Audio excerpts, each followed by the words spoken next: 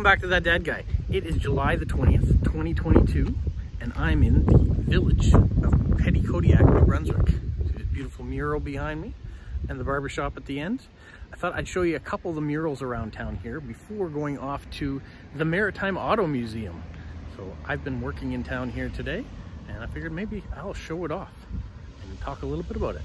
So let's go walk. So let's start with this mural first of all. There's a lot going on, all the different aspects of life in Petitcodiac. You see their motto at the top, a community for all seasons. And it shows all sorts of people doing all sorts of fun different activities in all the different seasons. We got a Boys and Girls Club here. And then at the end we've got Stu's Barbershop. Maybe that's a mural of Stu over there too, I don't know. Let's have a look, you can see. There you are. The lovely mural here in Petitcodiac. There's another one of their great murals here on the side of the grocery store, Foodland. And then across from that, I will show you as I walk out, we have the Legion with another great mural on the side.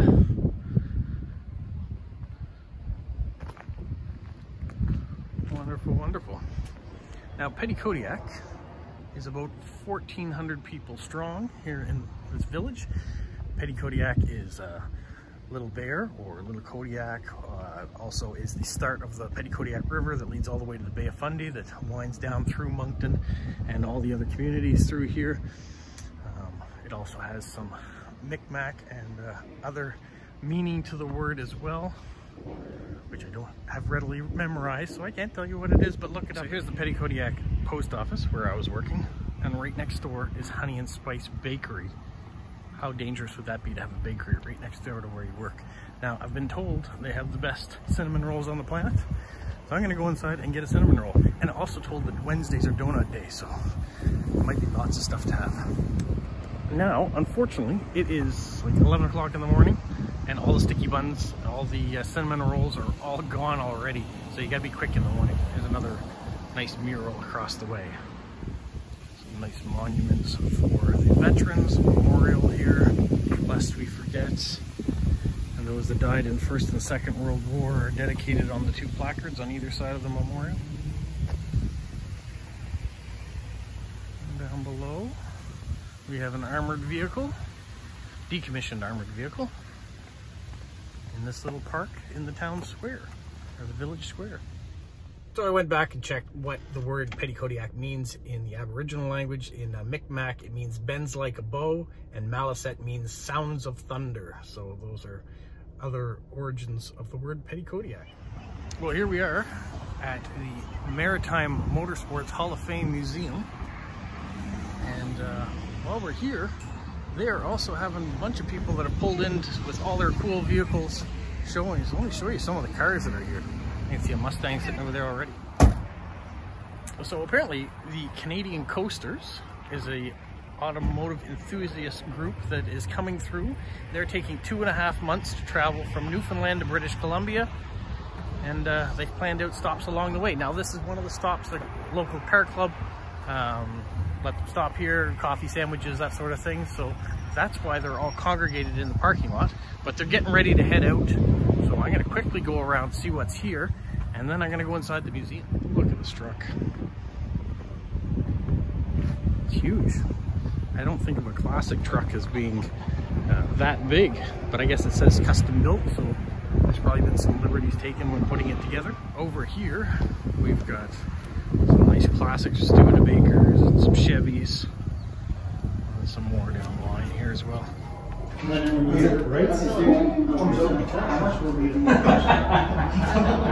got memorabilia from all sorts of different racing homes. When I was at the post office, the lady there said her father and uncle were racers, and they're in this museum.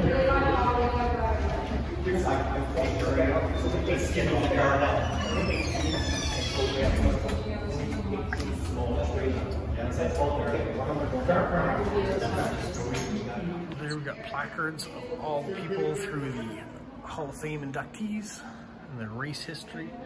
Riverglade Speedway is just down the street, so that's where the racetrack is there. All sorts of memorabilia of all trophies that people won. I've never seen one here with the Coke can. Harmon River Raceway, 1983. One of the uniforms the drivers would have worn, his helmets. We've got Quaker oil stuff around. For those of you that like old oil cans using Irving and a Sunoco, sorry. There's a whole Irving display there. And some more. This one from Irving Oil, 1955. And you can see the cars in the museum.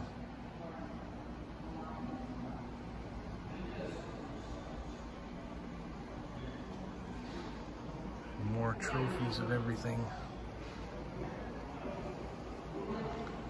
The Speedway has racers like this, so that's kind of cool. An old Mustang. More built up ones. They even do some funny car racing. Not sure what the bride's for, but got the A&W side as if it was at a takeout or drive-through.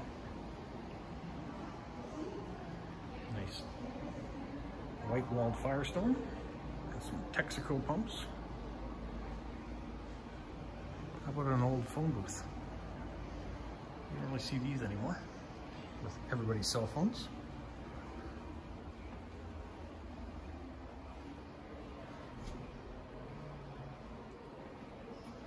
So many trophies, so much history.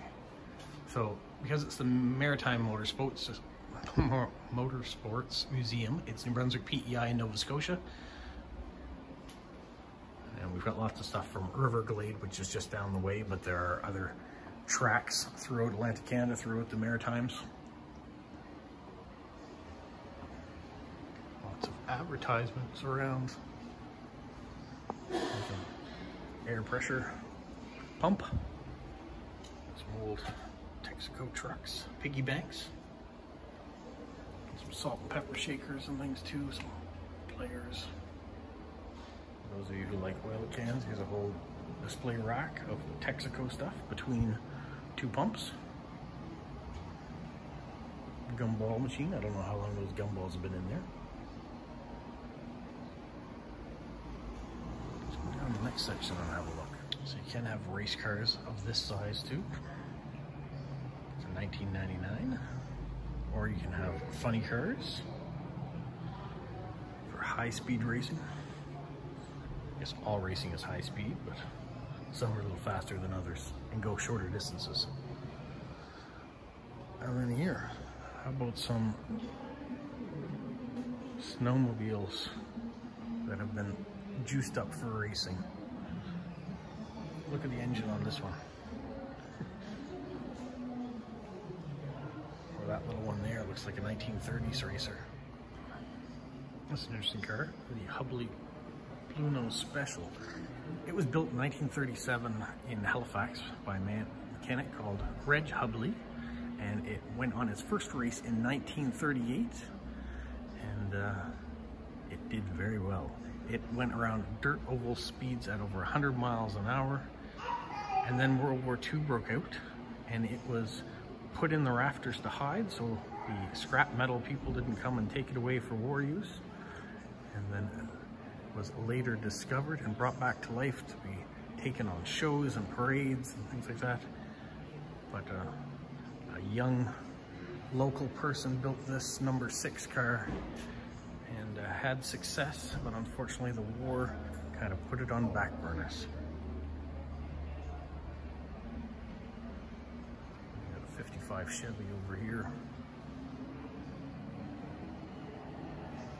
You can see there's not much to the inside of a race car. You've got roll bars. Steering wheel has been removed out of this one here, but it's pretty basic.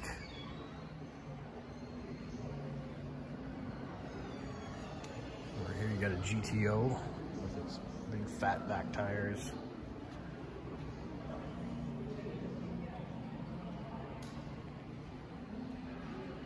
You get your mesh for racing. All your advertisements on it.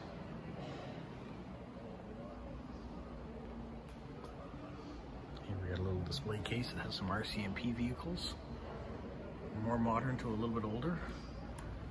And lots of cars, more trophies. How about a 36 Chevy? That can be used as a racer. A little bit more complete on the inside, but not much to them.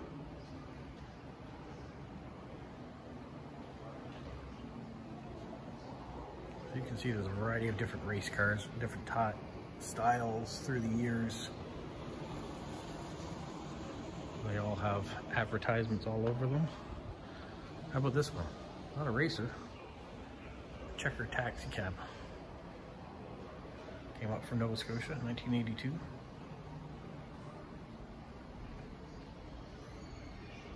Maybe you're more into this kind of racing. So here we got a Volvo. Looks like it might be more for a rally type. You can see the bumper on it with the lights and the low lights on the bottom. Spare tires on the top.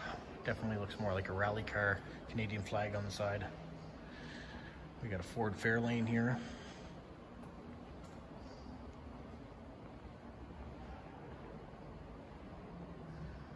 Some of you car enthusiasts might look at that and see, well, that's not just a Ford Fairlane, it's this year, it's that.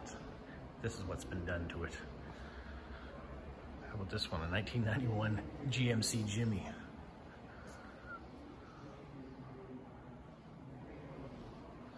Odyssey 84 Africa Arctic Challenge.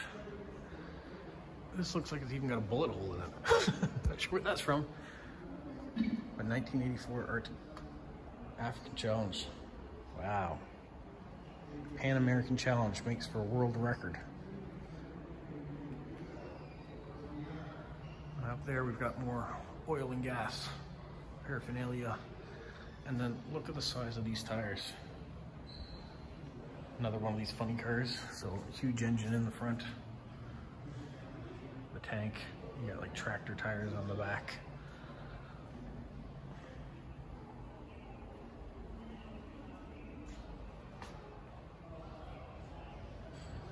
Here we got a little Mercedes. And then we got a section of motorcycles.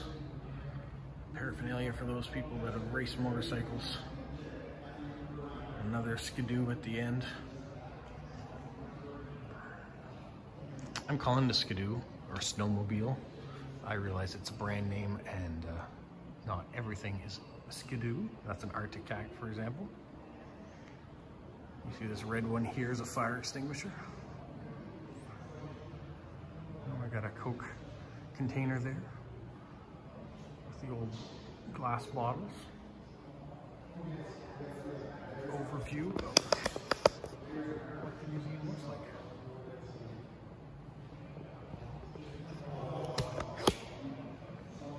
Quite cool. Lots of different things in here. Lots of things I didn't know about, having never been in here, even though I've passed it a million times on the highway. I'm glad I stopped in to take a look. We've got a wall of donors that have helped put this place together. People that have contributed.